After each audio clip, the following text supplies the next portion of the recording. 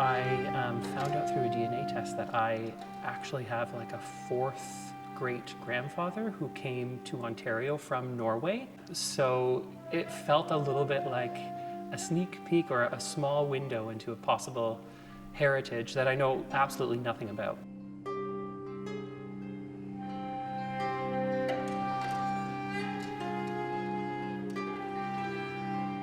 The Toronto Consort is one of Canada's leading early music ensembles that focuses on repertoire from the Middle Ages, Renaissance, and early Baroque. This program is called Of Tricksters and Trolls. It's a program of Norse myths and Scandinavian folk stories. It's an exploration of Northern European, Scandinavian music. This program is quite different in many respects from what the Toronto Consort would normally do. A lot of the music is really from a much later time period, but we don't actually know, largely because much of it was not written down. This is just another shining example of how the early music world and the early music instrumentation is incredibly adaptable.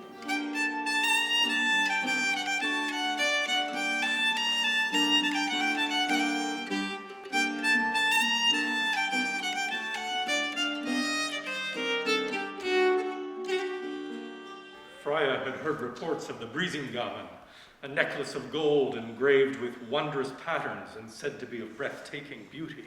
No matter how much technology we incorporate into our lives, storytelling is still the most basic thing we do, I think. The show is comprised of a lot of storytelling, and if you think of how stories are told, of sitting down with people you know or you've just met, swapping experiences, that doesn't feel like the same experience of sitting in a concert hall and watching music performed, and yet this production gives us that through film. There once was a world governed by the Aesir, whom human beings worshipped as gods and goddesses. Peter Tiefenbach is with us, and his role in the show is to be the reader of the stories. Well, this particular show is inspired by Norse myths and legends. This is a body of material that, like every other mythology in the world, has been kind of polished over time, like stones in a river.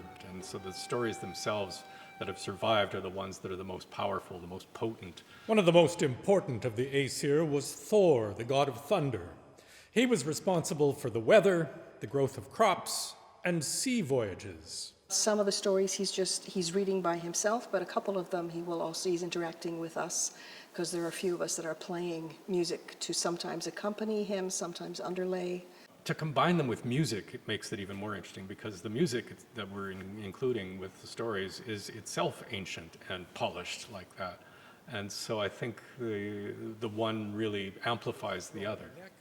Thor and Loki set off for the land of the giants.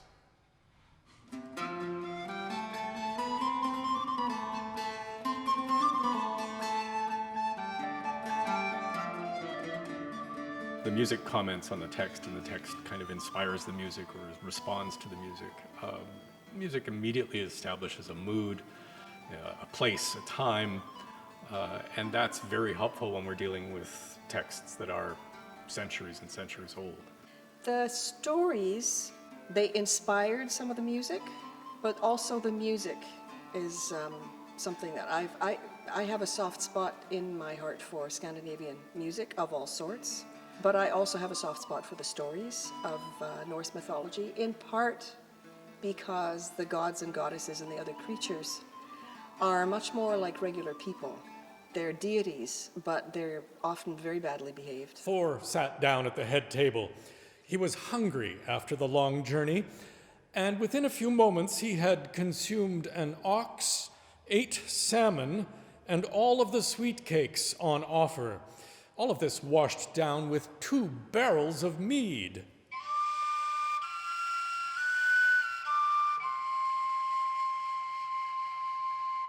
My main instruments are recorder and early flutes, but I also got interested quite a while ago in traditional types of flutes from other countries. When I got interested in Scandinavian music, I decided, let me get a couple of Scandinavian flutes and see what you can do with that. And these are called, this particular flute is called a seljefluit, and it's literally, the translation would be willow flute. The biggest surprise to people is that there are no finger holes. But what we do have are 2 overtone series. And you have the option that you can play the overtone series of the open pipe or the closed pipe. So you end up with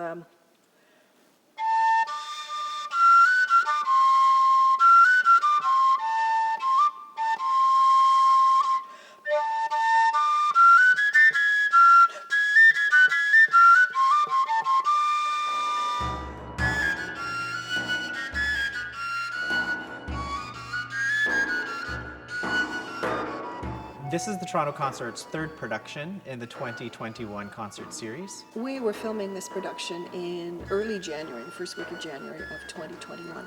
And this was also, of course, in the height of the second wave of COVID-19. So shortly before we started rehearsing for this show, a new set of restrictions came down. The big change for this show was now singers and woodwinds had to be behind plexiglass screens. And it's disorienting at first, certainly not impossible. I mean, we put together a great program, I think, and a wonderful performance. But that takes time to learn. I mean, we don't train to sing behind barriers. We train to sing out into an audience.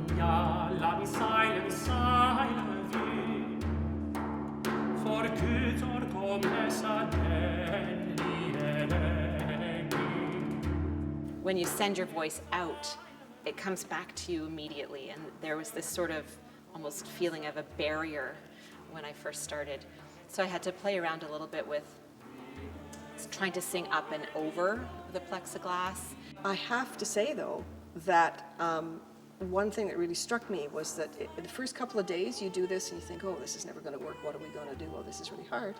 But it was to me, it was quite striking, another sort of testimony to the flexibility of the people in the group and for musicians everywhere who were doing this.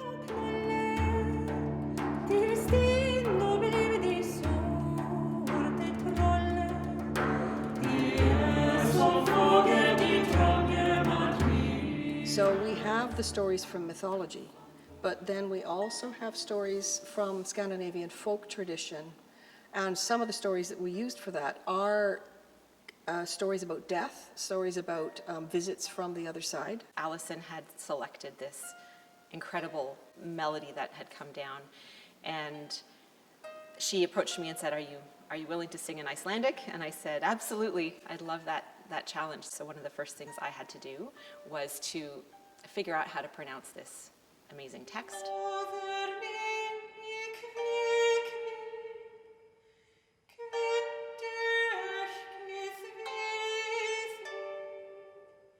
So in this, I'm the voice of a young baby.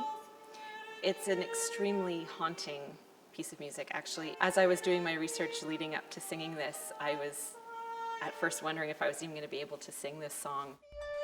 There once was a servant girl on a farm. She had become pregnant and had given birth to her child, but had put it out in the open to die, as often happened in Iceland in those times. And when the song takes place, the mother has an opportunity to go to a dance, and she doesn't have anything to wear. Both girls heard a voice singing from under the wall of the sheepfold, offering to lend rags to wear to the vikivaki.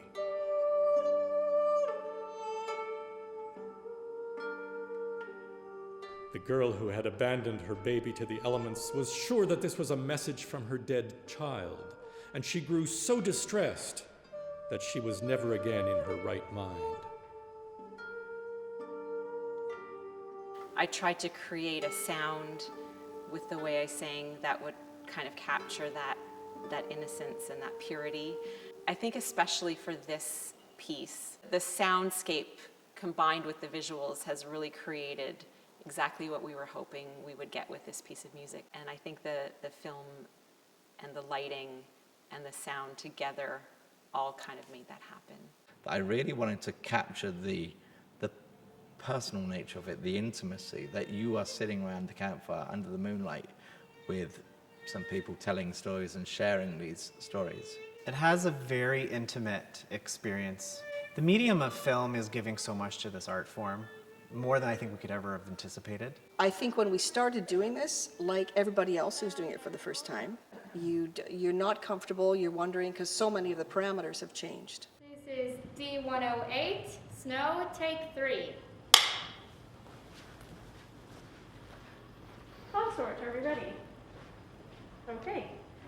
In 5, 4, 3, 2, action.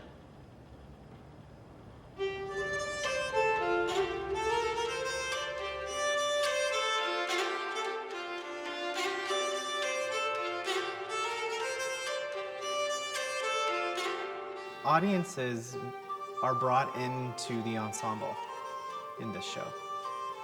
The way we've shot it, the way we've lit it, the way that the performers have crafted the sound, it is much more of a one-on-one experience than we'd ever be able to produce in a concert hall.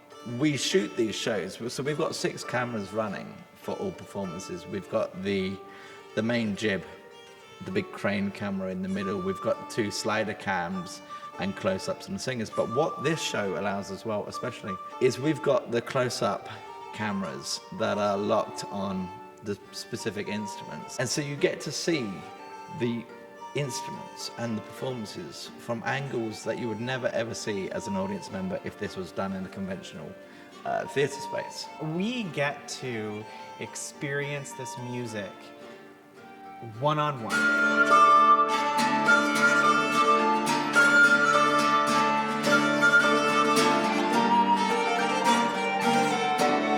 How does music presented or created 700 years ago fit in a digital world?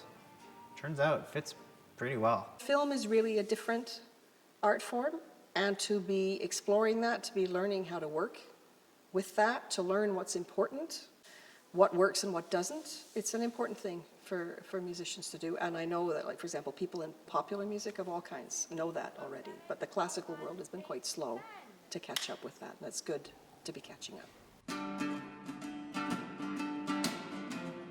I think that there's been conversations about what does 21st century classical music look like in a digital age for a long time.